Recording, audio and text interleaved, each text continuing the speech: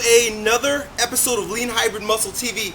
Last tutorial that I did like this, I described what hybrid muscle was, and we talked about type 1 muscle fibers, and we talked about type 2 muscle fibers, and the type 3 muscle fiber that we are looking to strengthen in order to elicit a response, which is to build muscle and burn fat at the same time.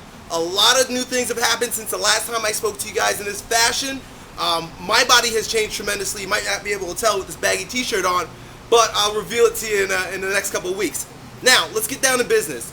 A lot of you guys have been asking, how do I design hybrid training programs, hybrid muscle building programs, and access that type 3 muscle fiber? So we don't have a program yet out for you guys to take a look at, but I figured, why don't I just show you exactly how I've been doing it here for myself at Strength Camp, and also for the guys and athletes that train at my gym. And this is pretty much my formula for training people at my gym, Strength Camp, including athletes and my fitness clients. So I think you guys are going to get a kick out of this.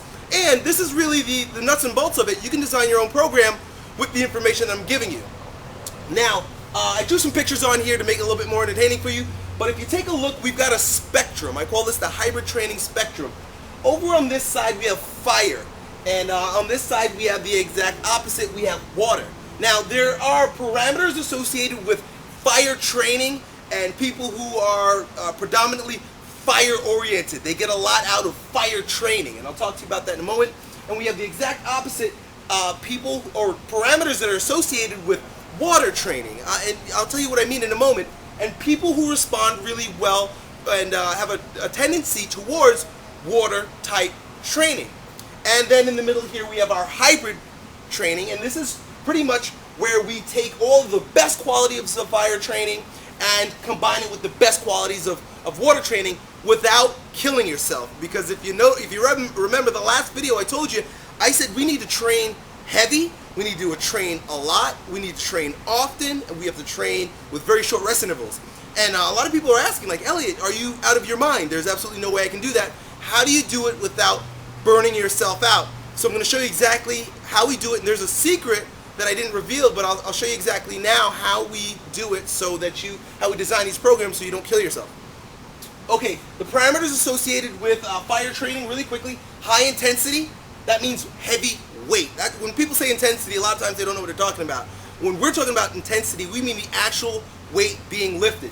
So 90% or higher, just really heavy weights, things that you can do only about 3 to 5 repetitions with. So the next one is volume, 3 to 5 repetitions.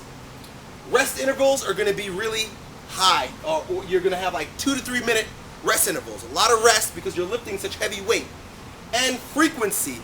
You know, when you're training with such heavy weights, your nervous system is going to be sort of fatigued, and it's going to be very difficult to train that heavy multiple times a week, or with the same exact exercise, like a bench press, a heavy bench press, for example.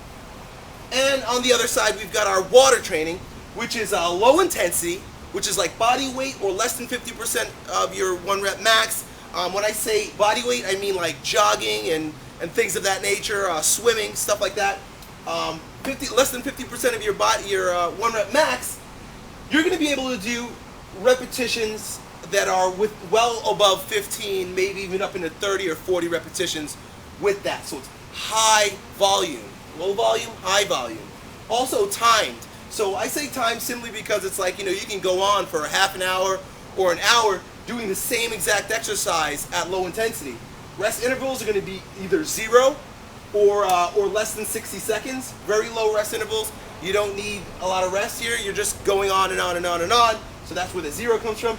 And frequency. You can pretty much, to some degree, granted that there's some variation, train like that every single day.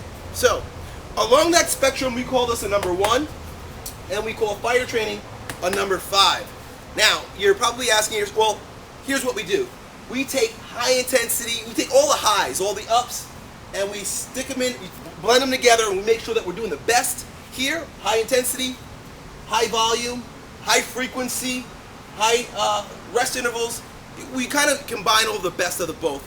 But you're going to kill yourself if you try to do that on your own. So what we do with hybrid training is we use something called concurrent periodization. All that really means, that word concurrent means being done currently together. So we are combining everything together in the same microcycle. Now, I don't want to get too scientific with regard to macrocycles and microcycles, but your microcycle is basically a week's period of time, as opposed to doing just this type of training for 5 weeks and then doing this type of training for 5 weeks, or bulking and then cutting. We don't want to do that. What we want to do is combine them and within the same microcycle, and the macrocycle ends up looking like multiple weeks with both involved. And I hope you gather that.